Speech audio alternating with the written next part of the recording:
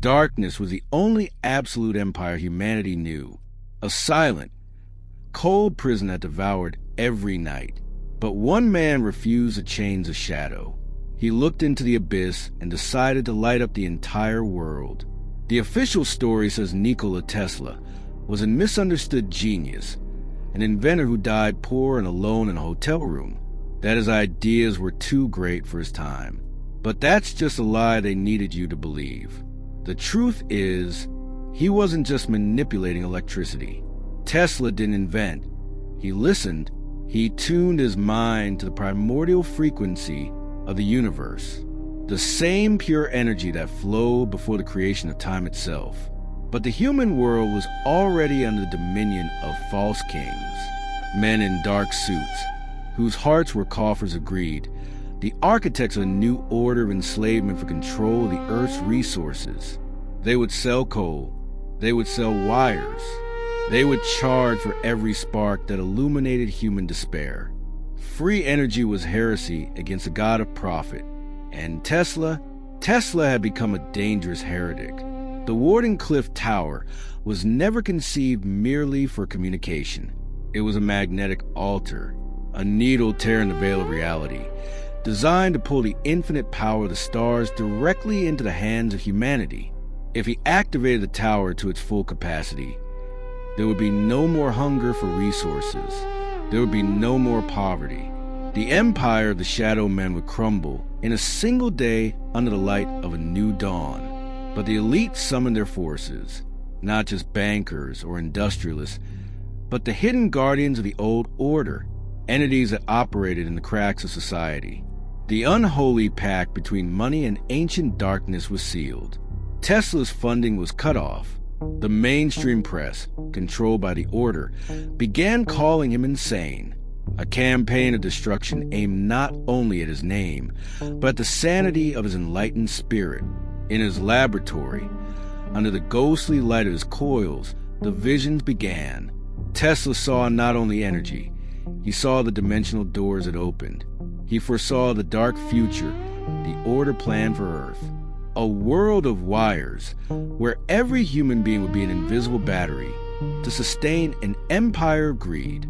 A perfect prison, because its prisoners would never know they were chained. He knew time was running out.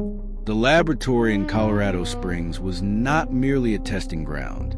It was a battlefield where Tesla forged his ultimate weapon. There, he captured the thunder from the very firmament and taught it to obey human will. The shadow government could not allow the work to be completed. Faceless assassins, mercenaries forged in the darkness of financial occultism, were sent in the dead of night to destroy the man who brought absolute light. But what they didn't know was that Tesla's mind no longer belonged only to this world. The invisible force field around him repelled brute matter. Electricity itself defended him like guardian angels. The war escalated from the physical to the spiritual plane. The Wardenclyffe Tower was finally charged. That was no ordinary night.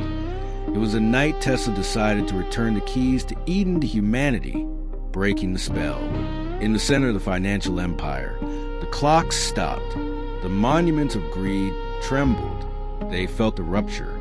The vibrational frequency of the planet was shifting, purifying itself, about to liberate all modern slaves from their debts and ignorance. But the attack came en masse. They sent a legion, a shock troop armed with dark technology, funded by the blood of the people. The final order was given.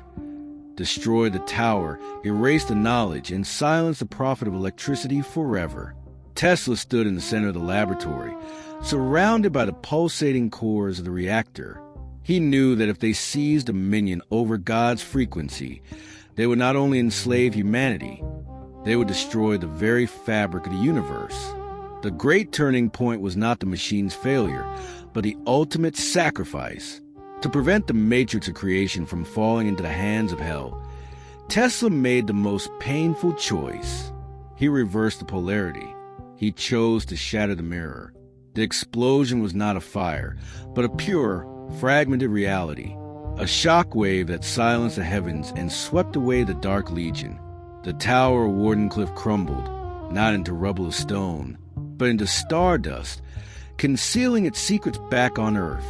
The human world awoke the next day, believing the sun shone normally. They did not know they had been a step away from touching the face of the divine. Tesla's sacrifice saved them, but also condemned them. The new world order wasted no time. With the divine machinery destroyed, they erected their own towers. Towers of smoke, iron, and oil, forging humanity's true prison with chains. Entire vaults were built to lock away his remaining designs immediately after the destruction. They stole the creation blueprints to use them as weapons of military control. The inventions that reached us were merely crumbs from his cosmic feast. The alternating current that lights our homes is the weakened whisper, the thunderous cry of free energy he tried to give us. While human metropolises grew sickly and dark, suffocated by the cost of living, the ether continued to surround us. The sea of infinite energy remained untouched, mocking our daily servitude and our weary souls. Tesla isolated himself in room 3327, up there in the New Yorker hotel. He was not alone. They say he talked to doves. But in truth, he conversed with winged messengers from a higher plane. A specific dove visited his window every night. Its eyes were not those of a bird, but entire constellations shining. She brought the cosmic comfort that her gigantic sacrifice on Earth had not been in vain. The shadow government confiscated her chest soon after her last breath. They sought the death ray, the ultimate weapon, but what they found were enigmatic diagrams, sealed with divine equations that corrupted man could never decipher. Absolute truth could not be destroyed by fire, nor erased by agents of the system. Infinite energy does not reside in metal towers or copper wires. It resonates eternally in the vibrational frequencies of the sacred earth itself.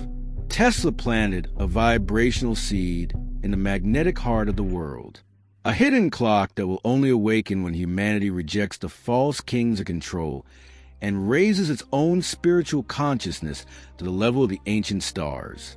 Today, as the empire of fear collapses and shadows desperately fight to keep the illusion alive, the ethereal energy grid that Tesla activated begins to whisper again.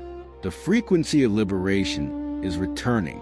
The New World Order tried to bury the sun at the bottom of the abyss, forgetting that dawn is an irrevocable law of creation. Tesla's work was not a lost technology, but a prophecy that lay dormant in time. With every electrical pulse in nature, with every wild lightning bolt that cuts across the night sky, the master's signature remains alive. He encoded human rebellion in the storm itself, an eternal and brutal reminder that we were made to shine. They called him mad because he dared to love humanity more than profit.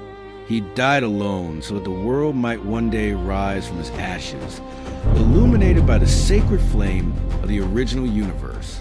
The veil of illusion of the financial matrix is thinning. The system that devours our souls is doomed to return to dust. The free energy matrix is not a dead legend. It is our sacred destiny, awaiting our evolution. True power requires no slavery, demands no tribute, and knows no fear. Nikola Tesla found the spark of eternity, and they could not extinguish it, because true light doesn't come from outside, but burns from within. One day, the towers of capital will fall, and when the last copper wire is useless, humanity will remember the guardian of light, the man who tore open the firmament to crown us as gods of our own eternal energy. Which moment in this theory changed your way of seeing the world and the system? Leave your comment now. Subscribe to the channel so you don't miss the next chapters, and prepare for the truth, because the curtains are only just opening.